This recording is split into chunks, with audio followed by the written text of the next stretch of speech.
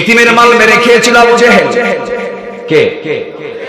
আবু জেহেল ইতিমের মাল মেরে খেলে সে ইতিম এসে বলতেছে, আবু জেহেল, আমার আব্বা মারা গেছে, আজকে আমি বড় হয়েছি, তুমি কিছু টাকা তোমার কাছে ছিল, দেখো তো এই সমস্ত টাকাগুলো আমাকে দেওয়া যায় নাকি।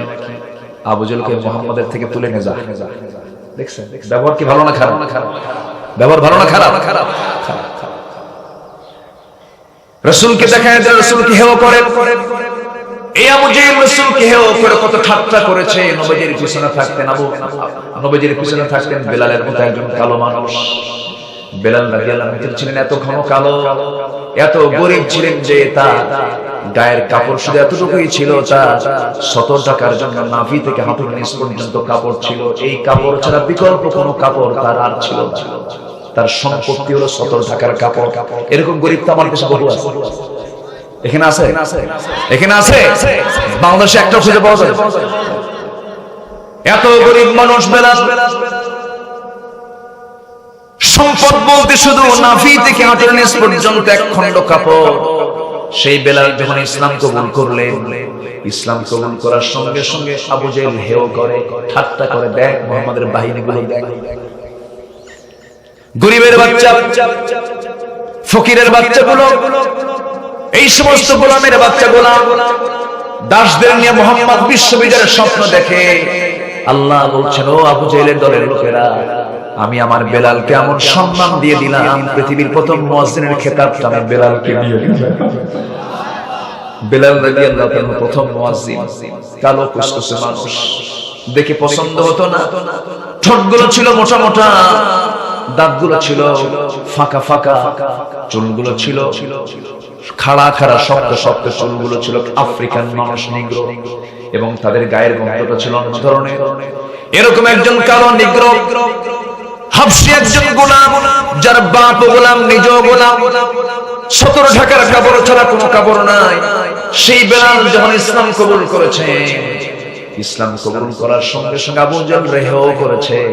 কিন্তু আল্লাহ বলছেন, না রে আবু জেহেলরা, না রে উতবা, সাইব, আবু লাহাবের ও দলের লোকেরা, তোরা জেনে রেখে দিস, আমার কাছে ধনী গরীব তো কোনো বিষয় নয়। আমার কাছে হলো ইন্না আকরামাকুম ইনদাল্লাহি আতকাকুম, তোমাদের মধ্যে সেই লোকটাই সবচেয়ে বেশি সম্মানিত যে আমাকে ভয় করে, আমাকে বেশি খেয়াল রাখে, আমার দিকে তাকায় তাকায় সে সমস্ত কাজগুলো সম্পন্ন করে, আমার ভয়ে সে চলে, আমার ভয়ে সে হারামকে বর্জন করে, আমার ভয়ে সে হালালকে গ্রহণ করে, হালালকে গ্রহণ করতে গিয়ে কষ্ট হলেও সে হারামের পথে পা বাড়ায় না।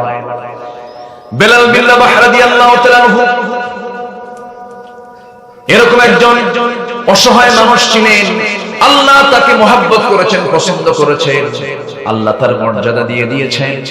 আজকে সে আবু জেহেল নাই, কিন্তু বেলালের নামটা ঠিকই আছে। সে আবু জেহেল কত দাপট সেই সময় ছিল। সে আবু জেহেলের সেই দাপটের ফলাফল হলো আজকে তার বাড়িটা হয়ে গেছে আন্তর্জাতিক টয়লেট। আন্তর্জাতিক কি টয়লেট হয়ে গেছে। আর বেলালের নামটা এত সুন্দর সম্মানের সাথে যতদিন দুনিয়া থাকবে ততদিন বেলালের নামটা সবার উপরে স্বর্ণাক্ষরে লেখা থাকবে। যেরকম সুবহানাল্লাহ। বেলালের আযানটা ছিল এত দামি, বেলাল আযান না দিলে সাহাবে কেরামের তৃপ্তি হতো না। কিন্তু রাসূল যখন মারা যান, আযান বন্ধ হয়ে গেল, কেউ বেলালকে আযান দেওয়াতে পারে না।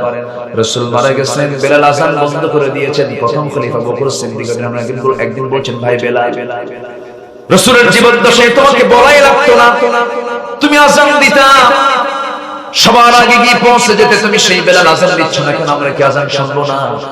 বেলাল বলতেন, সে সময় বেলাল জবাব দিলেন, না ভাই আবু বকর, সারা জীবন আযান দিয়েছে রাসূলকে দেখে দেখে, কারণ আমি যখন আযান দিতাম রাসূল আমার সামনে দাঁড়াতেন, আমি বলতাম আশহাদু আন্না মুহাম্মাদুর রাসূলুল্লাহ, আশহাদু আন্না মুহাম্মাদুর রাসূলুল্লাহ। আমি রাসূলকে দেখে দেখে শাহাদাত আঙ্গুল উঁচু করে করে আমি আযান দিয়েছি। কিন্তু তুমি আবু বকর, আমি তোমাকে আজকে একটা প্রশ্ন করব। কি প্রশ্ন? আমি আযান দেব, শর্ত হলো তুমি কি আমার রাসূলকে আমার সামনে হাজির করা দিতে পারবে না? কিন্তু তা তো পারবো না।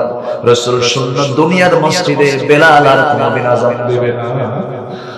বেলালকে কেউ আযান দেওয়াতে পারে না। কি মুহাব্বত নবীর প্রতি ছিল, জীবন্ত আযান তারা দিয়েছে। আমার ভাইয়েরা, এই দুনিয়াতে দুনিয়াতে কিছুই থাকবে না, বেলাল থেকে যাবে, আবু জেহেল থাকবে না, আবু বকর থেকে যাবে, উতবা সাইবা থাকবে না। আমার ভাইয়েরা, নবীজি ওই মক্কার মাটিতে যখন কালিমার দাওয়াত দিয়েছেন, আবু জেহেলরা হেয় প্রতিপন্ন করে কথা বলেছে, রাসূল মাথা পেতে শুনেছেন, কান দিয়ে শুনেছেন, মুস্কি মুস্কি হাসি মেরে সব উড়াইয়া দিয়েছে। বিশাল বড় শক্তি নিয়ে, সাহস নিয়ে, ঈমানি শক্তিতে বলিয়ান হয়ে সামনের দিকে এগিয়ে গেছে। কিন্তু ওই ইতিমের পাশে একদিন রাসূল দাঁড়ালেন। যখন ইতিমের মালটা দিতে চাইলো না, সঙ্গে সঙ্গে রাসূল বললেন, কি বলেছে? বলেছে মুহাম্মাদের কাছ থেকে তুলে নেয়, মানে তার তো কোনো শক্তি নাই। আমার নবীজি বলেন, ঠিক আছে, যেহেতু সে এমন কথা বললো, ঠিক আছে, তুমি তো অসহায়, তোমার তো দায়িত্ব আমার পালন করাই দরকার, চলো। আমার নবীজি সেই অসহায় ব্যক্তিকে সাথে করে নিয়ে যখন আবু জেহেলের দরজার সামনে গিয়ে দরজা নক করেছেন, দরজা খুলো, দরজা খুলে দিয়েছে। দরজা খোলার সঙ্গে সঙ্গে রাসূল বললেন, চাচা, এই যে লোকটা আপনার কাছ থেকে কিছু টাকা পয়সা পায় মনে হয়? হ্যাঁ পায়। দিবেন না? দেব। রাসূল মনে মনে চিন্তা করেন, এত বড় সুবিশাল কেমন হলো? সব রাজি হয়ে যায়। আমার নবীজি বললেন, দেন না কেন? অবশ্যই দেব। দিয়ে দেন, এখনই দিয়ে দেন। কিন্তু দেব তো বাবা, তুমি আগে বাঘ ঠেকাও। রাসূল বলেন, বাঘ আবার এখান থেকে কোন জায়গা থেকে আসে? নবীজি পিছনের দিকে তাকায় দেখেন জিবরাইল আলাইহিস সালাম সামনে দাঁড়ায় আছে। আল্লাহু আকবার বলেন। বাঘের আকৃতি নিয়ে, আবার কোন কোন হাদিসের বর্ণনা এসেছে নবীর মাথায় উটের মতো আকৃতি নিয়ে উট দাঁড়ায় আছে। সঙ্গে সঙ্গে আবু জেহেল ভয়ে থরথর করে কাঁপতে কাঁপতে বলতেছে, যা লাগবে সিন্ধুকের চাবি দিয়ে আমি সব নিয়ে যাব। ঠেলার নাম কি? ঠেলার নাম কি? আমার নবী যে তিনদের পাশে এরকম করে দাঁড়াতেন, অসহায়দের পাশে দাঁড়াতেন, মিসকিনদের পাশে দাঁড়াতেন। আজকে 8% লোকের হাতে সমস্ত টাকা পয়সা দেশের, এই সমস্ত টাকা পয়সাওয়ালা, এই সমস্ত শিল্পপতিওয়ালা যদি এতিমদের পাশে দাঁড়াতো, মিসকিনদের পাশে দাঁড়াতো, জনগণের টাকা না মেরে খেয়ে যদি সুষম বন্টন করত, এই দেশের মতো সুখী দেশ বাকি 27টা দেশও এই সুখ খুঁজে পাওয়া যেত না। ঠিক কিনা? আমার দেশে সব ছিল। আমার দেশে কি নাই? মালদ্বীপে যান, শুধু দ্বীপ কোন আবাদ সেখানে হয় না। মালয়েশিয়াতে চলে যান, শুধু পাহাড় আর পাহাড়, তেমন কিছু আবাদ হয় না। আরবে চলে যান, শুধু পাথরের পাহাড়। কিন্তু আমার দেশের প্রত্যেকটি ইঞ্চি মাটিতে সোনা আছে না নাই?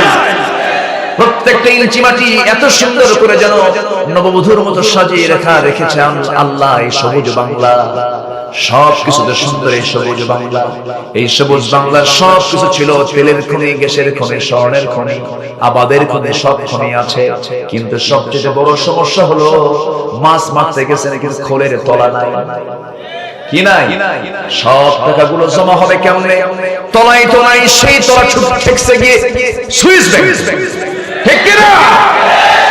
14 লক্ষ কোটি টাকা দেশ থেকে পাচার, সব খায় আছে, সব চাটার দল, চারটা চুটটা খাইয়া ফালাইয়া দেয়। আমার কথা নয়, বঙ্গবন্ধুর কথা। নেতা বলেছেন, আমার ডানে চোর, বামে চোর, সামনে চোর, পিছনে চোর। সেই চোর আছে, আজকে আছে না নাই?